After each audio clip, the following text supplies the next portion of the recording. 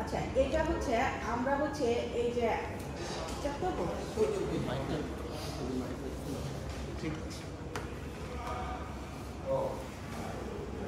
Hello শোনা যাচ্ছে? Hello ঠিক আছে এখন শোনা যাচ্ছে না? আচ্ছা আসসালামু আলাইকুম। আচ্ছা স্টার্ট করি আমরা।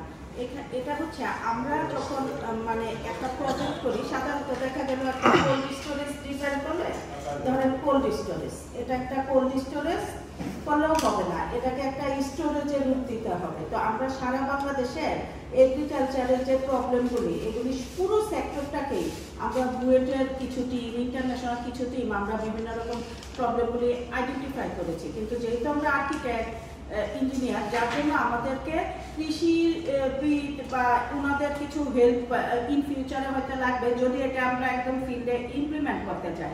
তো এটা কোন ক্ষেত্রে রাখবে যে কত তাপমাত্রা নিয়ন্ত্রণ করবে বা কততে থাকবে সার্টিফিক অফিসারদের মতামত লাগবে। কিন্তু আমরা যেটা ধারণাটা দিচ্ছি এটা হচ্ছে কত কম খরচে একটা মানে কৃষক কিংবা একটা উদ্যোক্তা তারা কোল্ড স্টোরেজগুলি বানাতে পারে এবং বেকার লোকজন দরকার হলে বিভিন্ন ব্যাংক থেকে পুঁজি নিয়ে খুব কম স্কেলে তার বাড়িতে বসেই স্টোরেজ বিজনেস করতে পারে প্লাস ফুডের যে সেফ ফুড এইটার বিজনেসটা করতে পারে।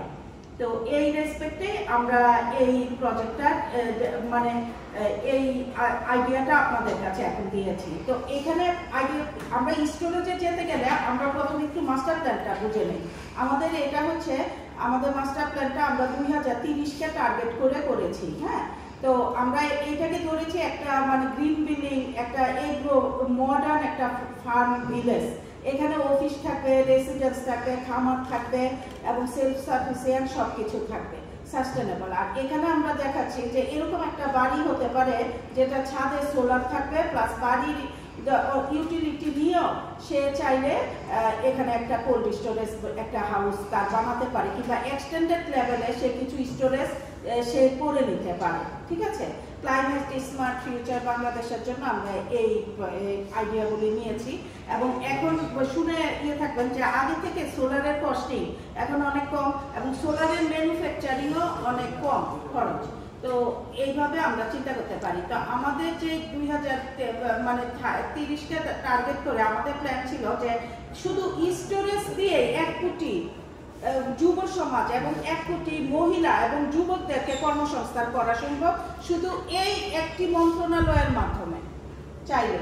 হ্যাঁ, আগামীতে এবং এই এগ্রিকালচার মানে আসলে তো এগ্রিকালচার হচ্ছে একটা দেশের জীবন। আমাদের আসলে যত কিছু বলি পৃথিবীতে প্রথম সব কিছুকে মূলেই এগ্রিকালচার। তো এগ্রিকালচারটাকে মডার্ন আধুনিকায়ন এবং উন্নতভাবে চিন্তা করতে গেলে এগ্রিকালচারকে নিয়ে তারপরে অন্য সেক্টরগুলোকে ডিজাইন করতে পারলে এগুলি টেকসই হতো।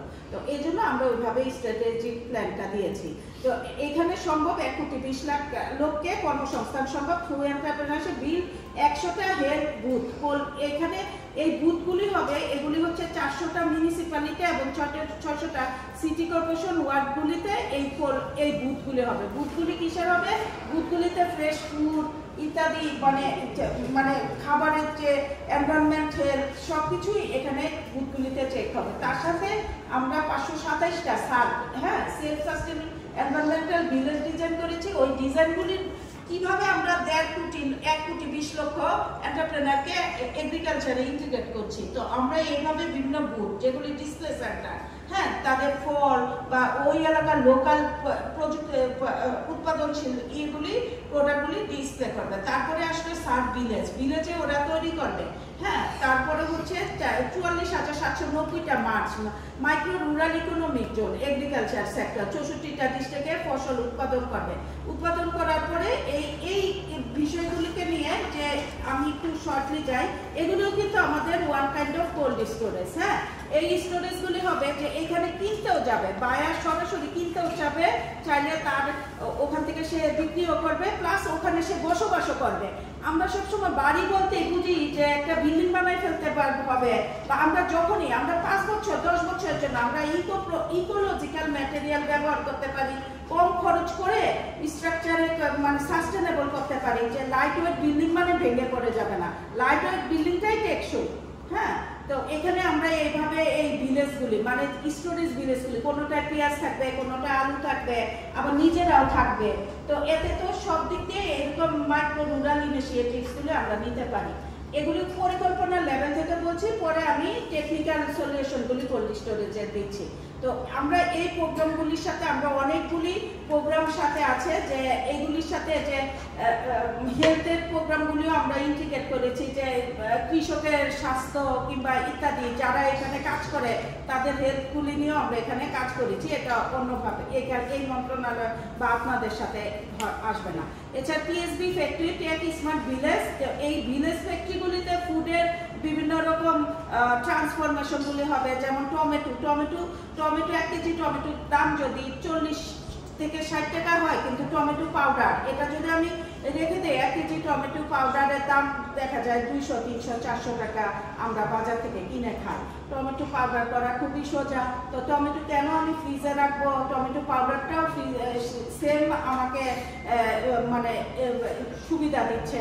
তো এগুলি বিভিন্ন ট্রান্সফরমেশন। আর এছাড়া হচ্ছে 534টা স্মার্ট কোল্ড স্টোরেজ সেন্টার আমরা অলরেডি উদ্যোক্তারা চাইলে তারা নিজের বাড়িতে বানাই নিতে পারে। এইভাবে আমরা তাদের কি চেঞ্জ আসতে পারে এটা নিয়ে আমরা একটু মাস্টার প্ল্যান লেভেলে কাজ করে এখানে প্রেজেন্টেশনগুলি করেছি। তো এই কোল্ড স্টোরেজগুলি মাইক্রো লেভেলে যেহেতু ইনভেস্টমেন্ট, হ্যাঁ, তো বা আমরা মাইক্রো লেভেলে নট অনলি কোল্ড স্টোরেজ, এখানে থাকবে হচ্ছে কি আপনার স্টোরেজ। প্রথমেই তো গিয়ে একটা ঠান্ডা রুমে একটা প্রোডাক্ট ঢুকবে না, প্রথম কোথাও একটা স্টোর করতে হবে, তারপরে আস্তে আস্তে সে কুলের মধ্যে ঢুকবে, আবার কুল থেকে আস্তে আস্তে রোটেশন ভিত্তিতে বের হয়ে আসবে। তো এগুলি পরে আমরা ডিজাইন লেভেলে আরো ডিটেলে দেখবো। এগুলি হচ্ছে আমাদের বিভিন্ন রকম বুথের মাধ্যমে আমরা ধরেন অনেক সময় আমরা পৃথিবীর উন্নত দেশে দেখেছি যে আপনার বিভিন্ন বুথের মাধ্যমে বিভিন্ন তাদের প্রোডাক্টগুলি থাকে এবং স্টোরি থাকে, ওখান থেকে তারা কিনে নেয়।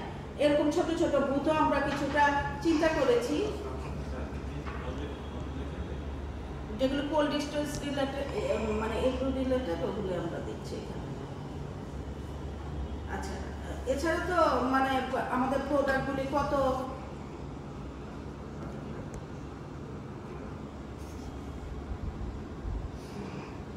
ট্রান্সফরমেশনের পরে এরকম আমরা রুরাল এন্টারপ্রেনার বলি, এই যে স্টোরেজে অনেক সময় পণ্যটা রাখার জায়গা নাই, তখন ট্রান্সফর্ম করে লোকাল এন্টারপ্রেনাররাই এগুলি মানে তাদের ইনকাম জেনারেশন করতে পারে। তো এইভাবে সার্ভাইভাল প্রযুক্তিগুলি নিয়ে আমরা ইতিমধ্যে আমরা গ্রামীণ গ্রুপের সাথে এগুলি নিয়ে কাজ করছি। হ্যাঁ, তো এটা হচ্ছে যে ইকো ট্যুরিজম ক্রাফট ভিলেজ, ওই যে ভিলেজে যে স্টোরেজ প্লাস আদার্স তারা অনেক কিছু উৎপাদন করবে। তো এটা অনেক এক্সটেন্ডেড লেভেলে একটা প্রোগ্রাম, হয়তো হঠাৎ করে অনেক বড় এক্সপ্লেন করা কঠিন। এখন আসি আমরা স্মার্ট কোল্ড স্টোরেজ সেন্টারগুলি, ইনফ্রাস্ট্রাকচার, হ্যাঁ, আর এক্সপেক্টেড ইম্প্যাক্টগুলি কিভাবে আসবে। তো আমরা যদি 534টা কোল্ড স্টোরেজ সেন্টার আমরা এগ্রিকালচার সেক্টরের যে ভ্যালু চেইনগুলি মানে বাই রিডিউসিং পোস্ট হারভেস্ট লসগুলি আমরা করতে পারি, এটা তো আমরা জানি, এটা বলার কিছু। সোলার পাওয়ার হতে হবে, তারপরে IoT বেস, এটা তো অলরেডি আমরা সাভারে দেখেছি মোবাইল অ্যাপের সাথে আমার মার্কেট প্রাইস। তো এখানে আমাদের দেশে কি হয়, সাভারের যে সমস্যাটা হচ্ছে ওটা হচ্ছে আপনি যখন সবজি রাখবেন সব কিছুর মধ্যে কিন্তু একটা ব্যাকটেরিয়া জেনারেট করে একটা মানে গন্ধ তৈরি করে। হ্যাঁ, তো ওইটা থেকে একটা পানি হয়, ওই আপনি পরে যখন আবার ফ্রেশ ফুডটা রাখতে যাবেন তখন খুব তাড়াতাড়ি এটা নষ্ট হয়ে যাবে। যেটা আমরা সাভার থেকে এটা দেখলাম যে ওইখানে আরো কিছু ড্রেন বা আরো কিছু সলিউশন আনা লাগতো, যেটা আপনার মানে আমাদের ফ্লোরগুলি হইতে হয় একটু স্লোপি, ড্রেনেজ সিস্টেমটা থাকতে হয়, ওই জিনিসগুলি ওখানে যেহেতু নাই, যার জন্য আমরা এই জিনিসগুলোকে অ্যাড করে কোল্ড স্টোরেজগুলি কেমন হতে পারে কিছু ডিজাইন আমরা একটু পরেই দেখাচ্ছি। কিন্তু এছাড়া আমরা ধরেন বিভিন্ন কমিউনিটির এক এক রকম খাবার থাকে, বিভিন্ন কমিউনিটিতে এক এক রকম ফুড থাকে, এক এক রকম স্টোরেজ থাকে। তো ওইটা আমরা করতে পারি। আরেকটা জিনিস, আমরা কোল্ড স্টোরেজে দেখা গেল পচে গেলে আমরা এক জায়গায় নিয়ে ফেলে দিচ্ছি, তো ওই ফেলে না দিয়ে আমরা ওইটাকেও রিসাইকেল করে কিভাবে অন্য একটা প্রোডাক্টে পরিণত করা যায়। দেখা যায় যে স্টোরেজে রাখলে যে পরিমাণ ভ্যালু আসতো তার চেয়ে বেশি ভ্যালু বেড়ে যায়। আমরা ওইভাবে আমাদের প্রোডাক্টগুলোকে দেখি। তো আমরা যদি যেখানে ক্লাইমেটের জায়গা বন্যা আসতে পারে এইসব জায়গায় আমরা এইভাবে স্টোরেজগুলি করতে পারি এবং কোনটার দাম কত কিভাবে বানাতে পারে ইন জেনারেল আমরা এগুলি বলে দিব, যেন একটা কৃষক ভাই তার সে যে উৎপাদন করছে সে এই বাড়ি কিন্তু সে চাইলে নিজেই বানাই নিতে পারবে, হ্যাঁ, তার আশেপাশে বিল্ডিং ম্যাটেরিয়াল দিয়ে। তো ওগুলো আমরা এখানে দিয়ে দিব কোনটার খরচ কেমন, যেন নিজে বানিয়ে নিতে পারে। আর এগুলি আরো অনেক কিছু, যে কিভাবে পার্টনারশিপ গুলি আসতে পারে, কিভাবে ফান্ড আসতে পারে, বা চাইলে 100 কোল্ড স্টোরে যে কোনো বিভিন্ন দেশের এজেন্সি বা কোনো ইনভেস্টর বা স্টেক হোল্ডাররা এঙ্গেজ হতে পারে, কিংবা যারা ক্রেতা ভোক্তা B2C B2G B2B এইভাবে এই স্টোরেজগুলিতে আমরা কাজ করতে পারি। তো এটা হচ্ছে আমার মাস্টার প্ল্যানের প্রেজেন্টেশনটা আমি দেখালাম, মাস্টার প্ল্যান লেভেল থেকে দেখালাম। এখন আসি আমার কোল্ড স্টোরেজে, অ্যাকচুয়াল কোল্ড স্টোরেজে।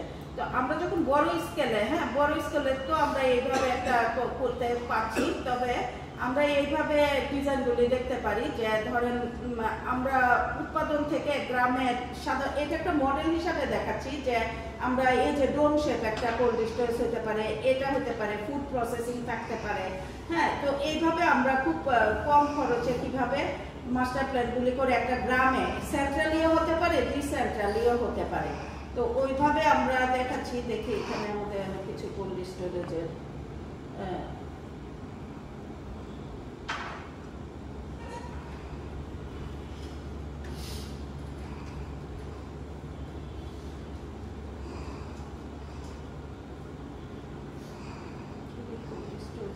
আছে না।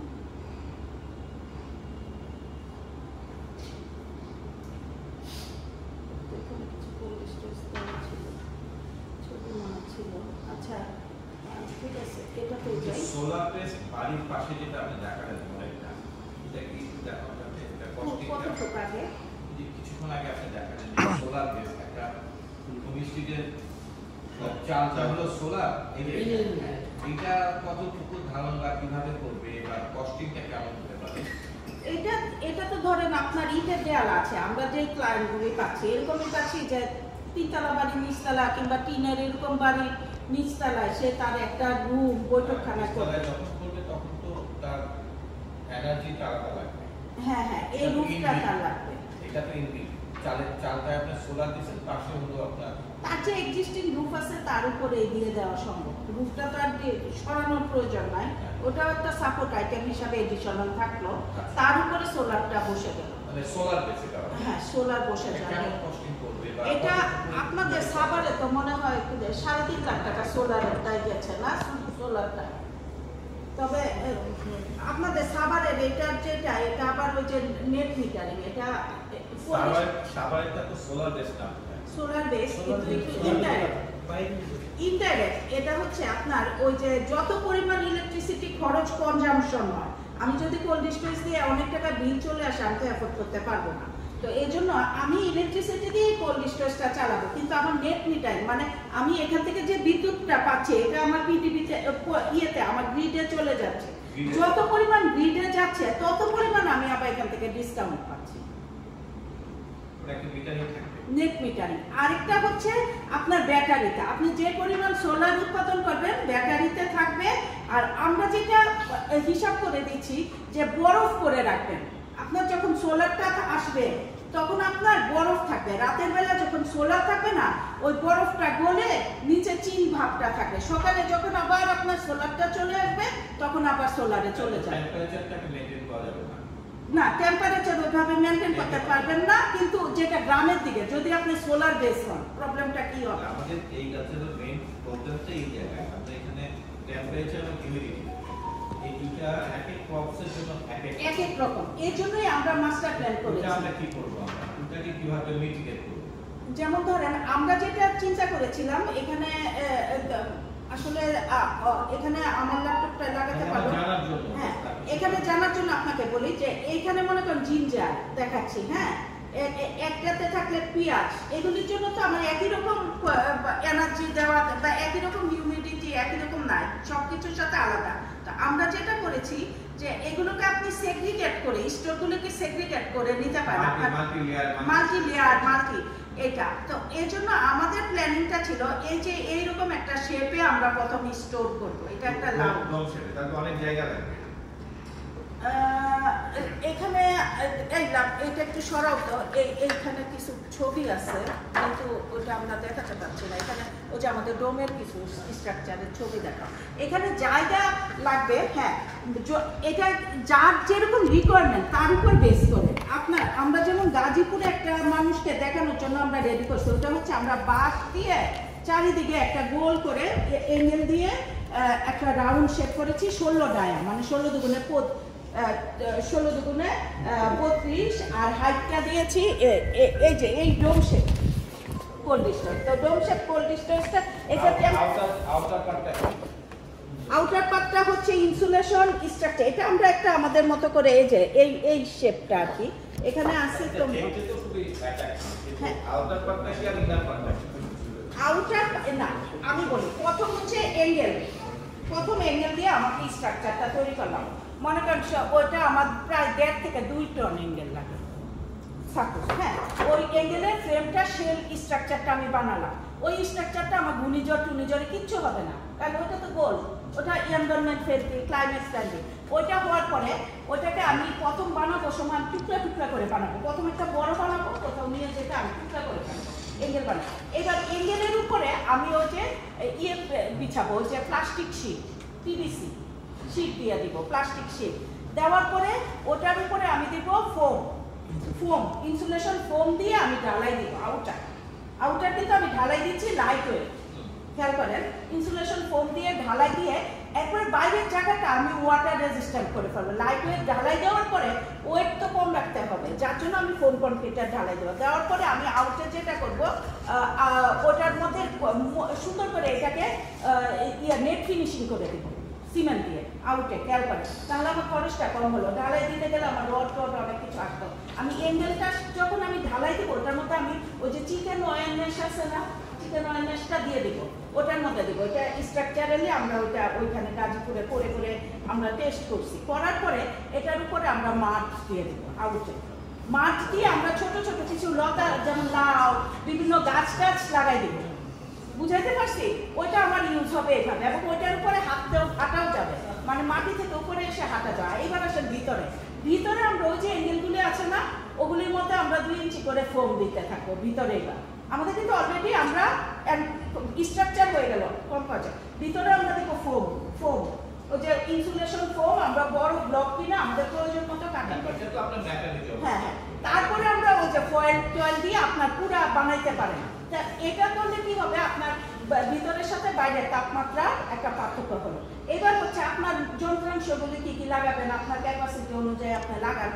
অথবা আপনি যদি বলেন যে না একেবারে ফ্রিজিং, যেটা এটা আপনি একটা আলাদা শেল করে আলাদা বক্স করে এত বড় ভলিউমে করলে আমরা যেহেতু এই কাজটা নিয়ে কাজ করি, তো আমাদের ফ্রিজিং প্রয়োজন হয়। আমাদেরটা মূলত একটা ন্যূনতম টেম্পারেচার আমাদের 10 থেকে 12 ডিগ্রি সেন্টিগ্রেড।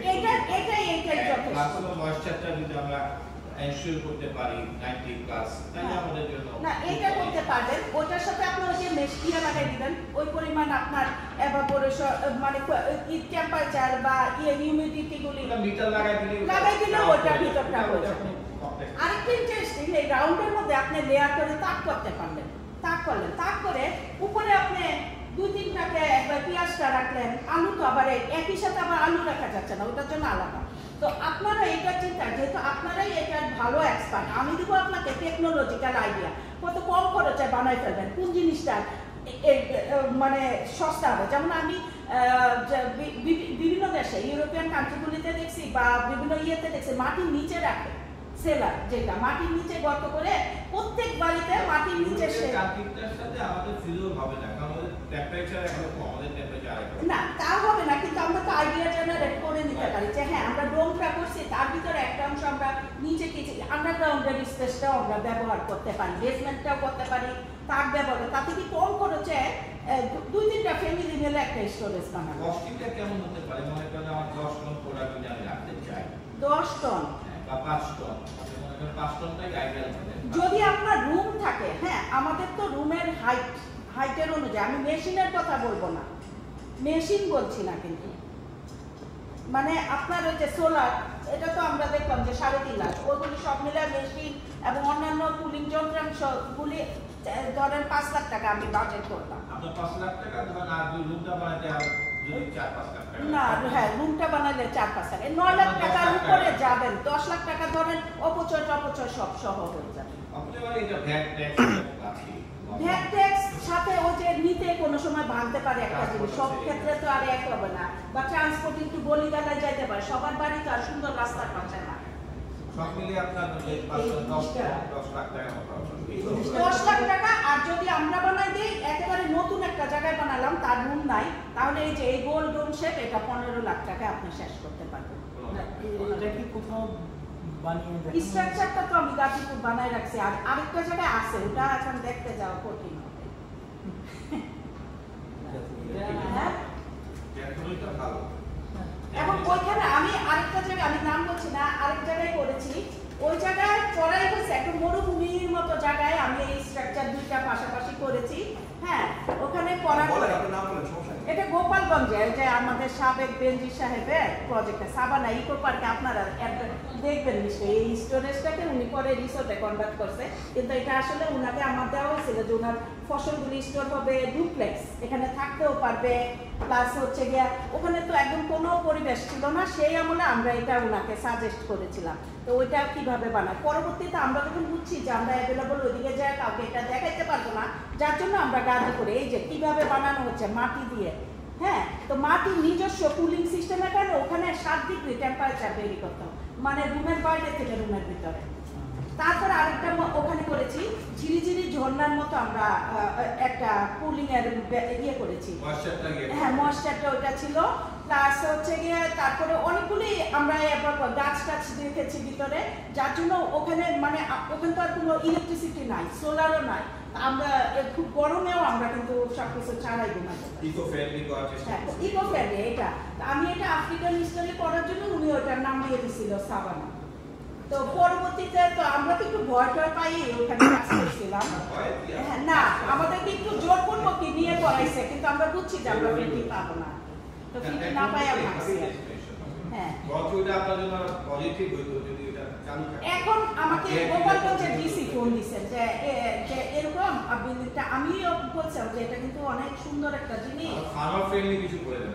হ্যাঁ আমাদের ফিল্ড একেবারে ফার্মার ফিল্ডের জন্য তো আমি 15 লাখ টাকাটাই বলতেছিলাম যে আপনি 15 লাখ টাকায় ফার্মার ফিল্ডে করেন আমার তো এটা যদি আপনারা সেন্ট্রালি কৃষি অধিদপ্তর আমি কিন্তু এটা বলতেই যে 500টা বানান আপনারা তাহলে যেটা হবে খরচটা আরেকটু হয়তো কমে আসতে পারে 15 থেকে দেখা যাবে যে একসাথে আপনি অনেকগুলি এঙ্গেল কিনবেন গোলগুলি একটা ফ্যাক্টরিতে একসাথে করালাম কথাটা বুঝছেন তারপর কোন জায়গায় পাঠাই দিলাম ওখানে গিয়ে ফোন টোন সব একটা প্যাকেজ ট্রাকে করে চলে গেল এক প্যাকেজ ট্রাক একটা স্ট্রাকচারে কতটুকু মাল রাখা যাবে এটাতে আপনার 18 টন রাখতে পারবেন কিসের জন্য আমরা যেটা বের করছি এটা 18 টন পাবেন 18 টন এই সেন্সে আপনি এখানে কুলিং বক্স এখানে এসি বক্স মনে করেন ডিপ ফ্রিজ আমরা তো ধরি যে 10 সিএফটি 20 সিএফটি আমি এখানে আমরা করছিলাম তো 6 বাই 6 আর 16 ফিট 36 360 সিএফটি ফ্রিজ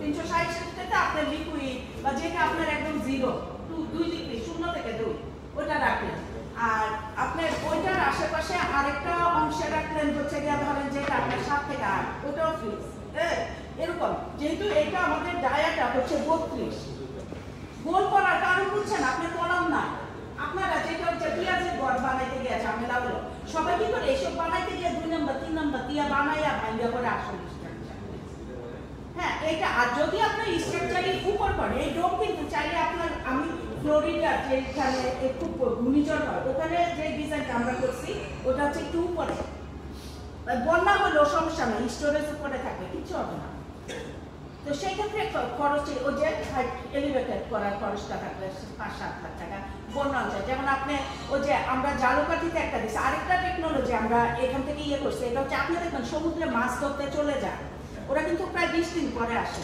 ওখানে কিন্তু বরফ থাকে আমার টেকনোলজি কিন্তু ওখানে যাচ্ছে হ্যাঁ ওখানে কিন্তু আমার রিসার্চ কিছু নৌকায় অলরেডি যেহেতু আমার আসলে আমি আমার শ্বশুর বাড়ি ওই এলাকায় সত্যি কথা যেটা এবং যে আমার শ্বশুর বাড়ির ওনারা বাংলাদেশের বড় বড় মাছের ব্যবসায়ী আর কি, ওনাদের বড় বড় ট্রলার। পরে আমার কাছ থেকে আইডিয়া নিয়ে ওনাদের ট্রলারের মাছ যে পরিমাণ ছিল ওনাদের দেখা দেখে অনেক ট্রান্সফর্ম হয়েছে। তা আমি পরে চিন্তা করলাম যে এটা আমি কেন একটা নৌকা যদি ধরে রাখতে পারে, ফ্রিজ করে রাখতে পারে, তাহলে আমার এই যে দুধ পচে যায়, পচে যায়, বা আমরা কেন কত খাবার, তো এছাড়াও তো আমরা খাবারকে ট্রান্সফরমেশন করতে পারি। আর স্টোরেজে আমাদের যেটা গোল করলে যেটা সুবিধা, ওই যে বাইরে দিয়ে তো আপনার গাছ লতা পাতা দিচ্ছেন, আরও শেড হচ্ছে, যার জন্য এমনি টেম্পারেচার ও সব কিছু টেম্পারেচার নেয় না, রিসিভ করে না। এবং এটা মানে এইটাই কিন্তু যে ইউসুফ আলাইহিস ইসলামের ওই যে ফসল হারভেস্টিং এর কনসেপ্ট ছিল। পিরামিডও খেয়াল করেন, পিরামিডও কিন্তু স্টোরেজ ইজিপশিয়ান, আমি তো ইজিপশিয়ান টেকনোলজি থেকেই এই আইডিয়াগুলি ডিরেক্ট করছে। আপনি ডোম না বানাইতে পারেন, আপনি পিরামিড বানান, তাহলে ওটা ভেঙে পড়বে না। আমাদের কি একটা স্ট্রাকচার বানাইলে ভাবি ভেঙে যাবে, তো ওইটা থেকে যদি আমরা মুক্তি পাই, তারপরে আপনার আরেকটা আছে স্টোরেজে একটার গায়ে একটা লাগিয়ে থাকা যায় না। যেমন আপনারা যখন সাবারে রাখছিলেন, আমি দেখছি টমেটো এক প্লেট যেভাবে রাখা হয়েছে, রাখার কারণে ও আবার তার হায়াত কিছু কমতেছে। না না, এটা লং টার্ম, এটা খুব একটা রেজাল্ট আনবে না। আপনার জিনিসটা তো ওইটা মেইনটেনেন্স কস্ট বেশি। তো আমি এটা শুধু একটা দিয়ে ইনস্টলেশন দিয়ে টেম্পারেচারটাকে ঠান্ডা রাখার জন্য, হ্যাঁ, এটা আপনার ঘরে এসিটা ফ্রিজ বানাই ফেলেন, ওইটা তেমন কিছু না, কিন্তু ওইটার যে এনভায়রনমেন্টের সাথে যে আমি মিলাইয়া করবো, মানে কম ইকো ফ্রেন্ডলি হয় না। আর 2 নাম্বার, হ্যাঁ আমি দেখলাম ইন্টিগ্রেটেড প্লাস হচ্ছে আপনি কন্টেনারে খরচটা কেন করেন? কন্টেনারের দাম তো 3 লাখ টাকা, এটারে বহন করতে লাগে আরো 1 লাখ টাকা, 4 লাখ টাকা তো আপনার। তারপরে আরো শুনেন, কন্টেনার তো আপনার হিট আরো বাড়াচ্ছে, বাইরে গরম হয়। হ্যাঁ হ্যাঁ, ওইটা তো আপনাকে হিট, আর কন্টেনারটা তো আপনার লংজিবল না, ও নিজেই নষ্ট হবে। আর আমরা তো করতেছি এটার উপরে আপনি, এটা তো একটা কোল্ড স্টোরেজে আর বোঝা যাবে না, এটা একটা আরবান স্পেস তৈরি করলেন, কুলিং স্পেস মডেল ভিলেজে হবে। হ্যাঁ হ্যাঁ, এরপরে আপনি চাইলেন যে এই স্টোরেজের ভিতরে আপনি গ্রিন হাউস করেন। আমার খাবারের যেটা, ওটা তোমার সবজির কোয়ালিটি ঠিক থাকছে না, থাকছে না, আমি তাই বললাম স্যার, বিদ্যুৎ গুলো বেশি যায়। আপনার টেম্পারেচার আর ময়েশ্চার যদি দুইটাকে আপনার কম্বিনেশন না করতে পারেন, তাহলে অ্যাডজাস্ট না করতে এটা হবে না স্যার। সায়েন্সে এখানেই স্যার বেরিয়ে স্যার, আমরা হয়তো অনেকে বলি স্যার, আমি মানে আমার সাথে একজন সিনিয়র স্যার এখন সবাই হচ্ছে এইখানে 300 টাকা বললো করতে জানলে চাচ্ছে, কিছুই জানি না। 300 টাকা করতে চাচ্ছে, এই প্রজেক্ট থেকে কিছু করে টোটালি লস হয়ে যায়। আমাকে উনি আমার কথা বুঝতেই চাচ্ছেন, আমি যে কথাটা বলতেছিলাম, তো পরে উনি রাগ করে আমাকে বলছে তুমি আসলে কিছুই জানো না। ঠিক আছে স্যার, কিছুই জানি না, আমাদের তালহা যেটা করতে চাইছিল, সেটা আমার যেটা করতে যাচ্ছে, যে এটা তো আমার টোটালি অস্ট্রেলিয়া না।